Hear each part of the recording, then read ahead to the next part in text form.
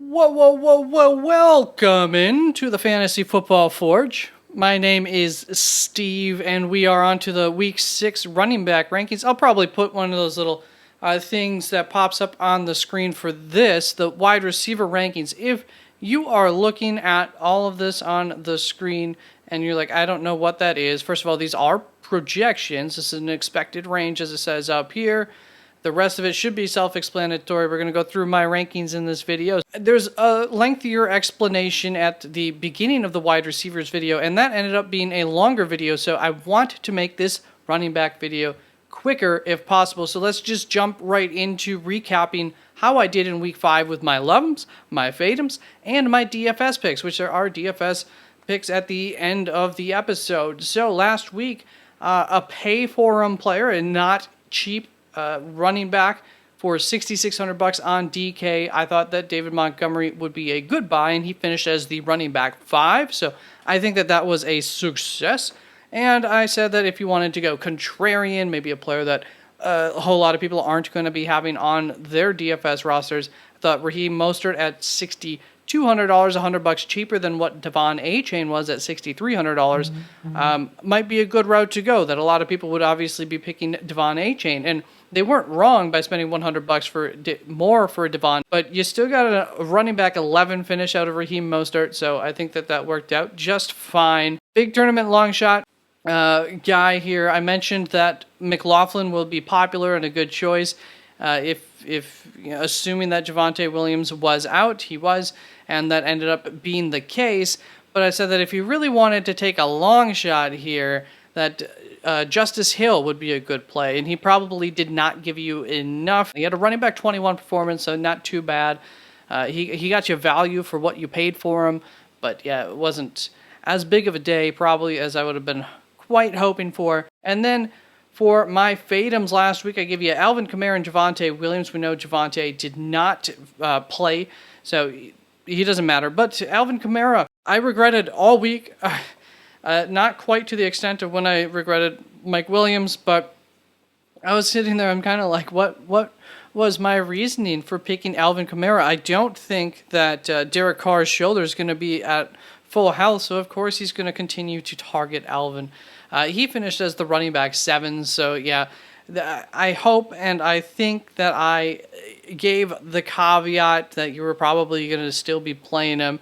I know I ranked him fairly well, fail there, but for the love'ems, 2 huge successes. I gave you David Montgomery, Breece Hall. Both of them were top 5 running backs. David Montgomery was a running back 5. Breece Hall was a running back 3 on the week. Let's get on to the week 6 running back rankings.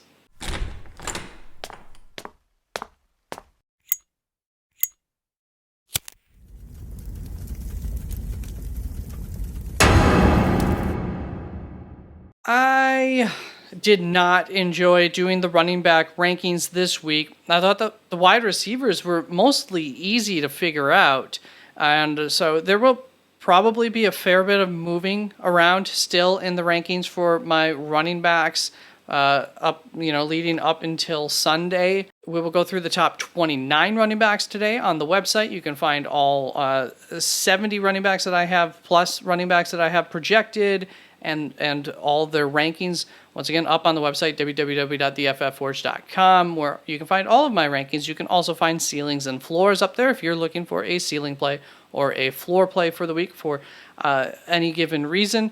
Those are at the same spot that you'll find the rankings at up on the website. Couple of notes.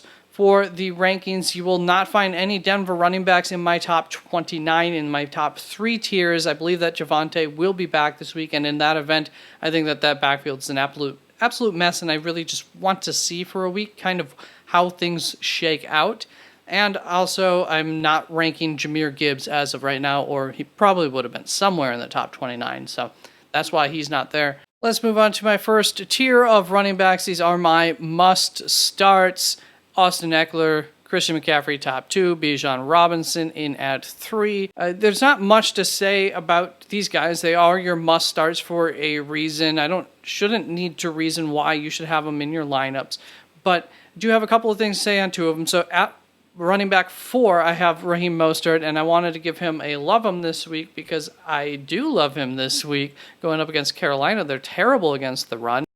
But given where I have him ranked, I thought that was pretty obvious. So I don't like to take the layups, and he's still a top 12 guy via ECR. So I left it be. But then we have Travis Etienne behind him, Tony Pollard, David Montgomery, Alvin Kamara, and at running back 9, we have DeAndre Swift, and he is probably the only one that requires any explanation, and because of that, I do get to give him a love 'em tag. So I love DeAndre Swift this week going up against the New York Jets, and that sounds worse than it is. I made the argument about a week, maybe two, probably 2 ago for a tight end, that the best area of the field to beat the Jets is over the middle of the field, not along the perimeters against their cornerbacks. Clear, obvious. And since then, that has become more obvious just based on some of the numbers that that is true. They are one of the worst teams against tight ends so far this season, and surprisingly, they're also not very good against running backs, having allowed the 10th most fantasy points to running backs per week so far this season.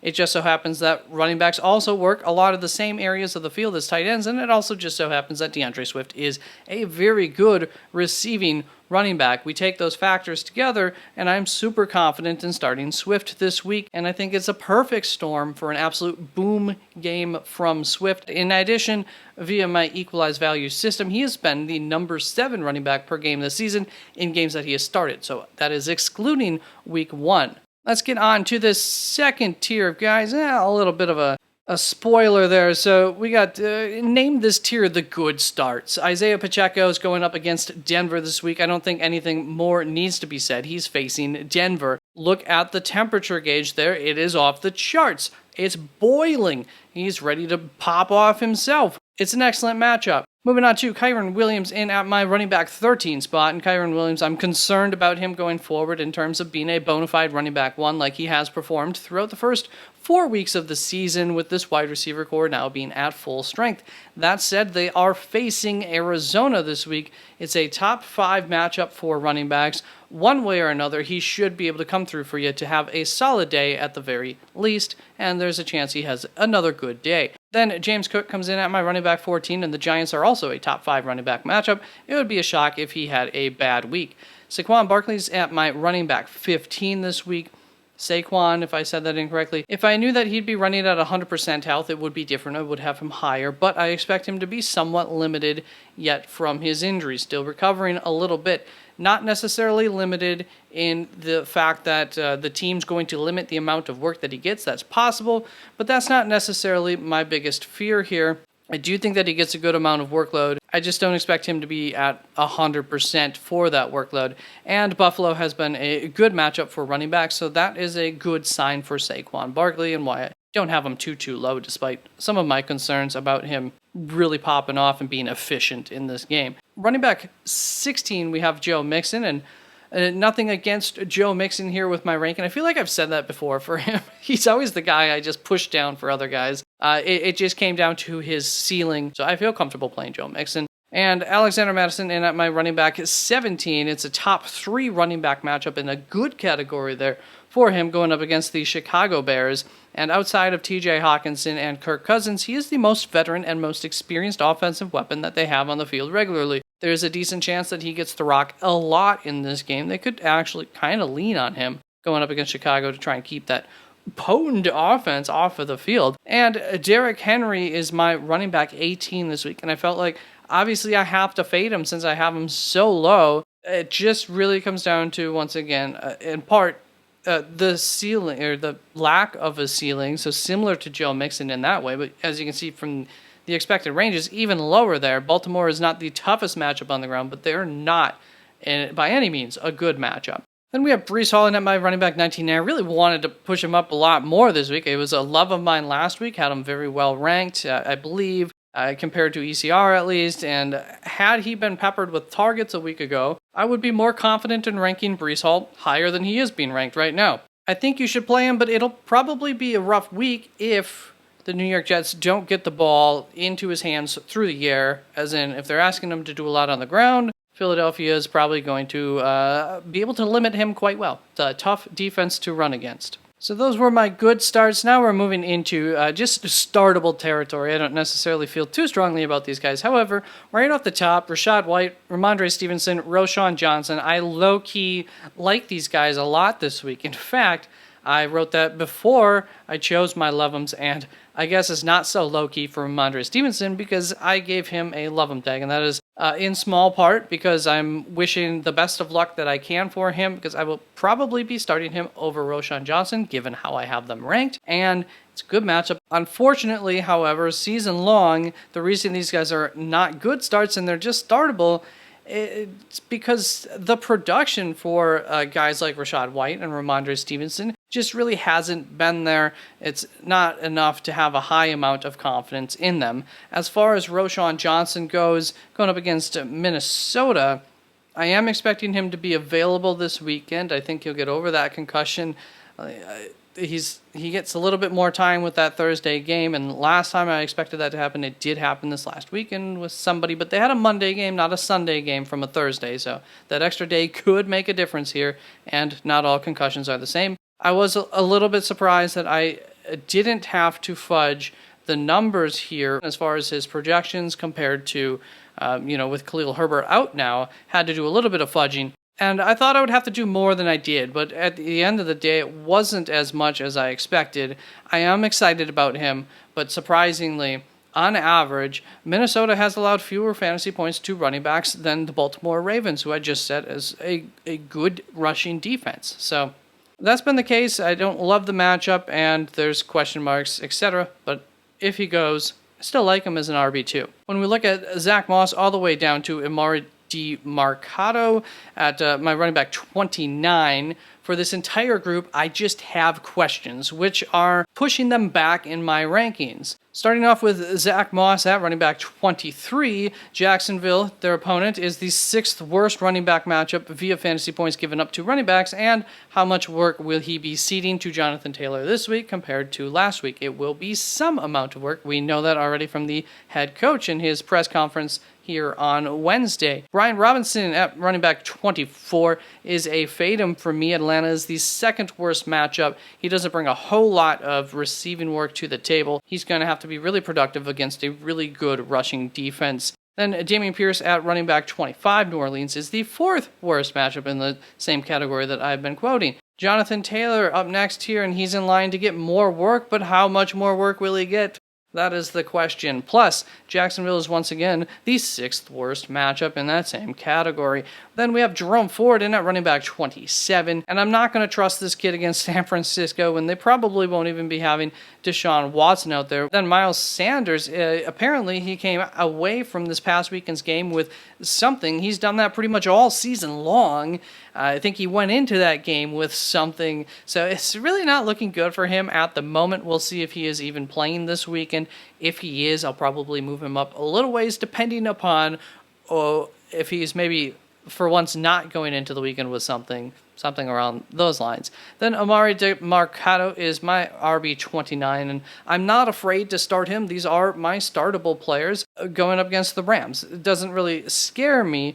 We just really don't know what to expect from him. There's a large question mark there. I forgot to do my DFS stuff. So I think this one's going to be pretty obvious right off the bat. I mean, at 6,100 DK bucks, you can get DeAndre Swift, who I obviously have ranked quite high, and that should be of value according to the cost versus where I have him ranked there if he comes through for me. If you want to go contrarian this week, you know what?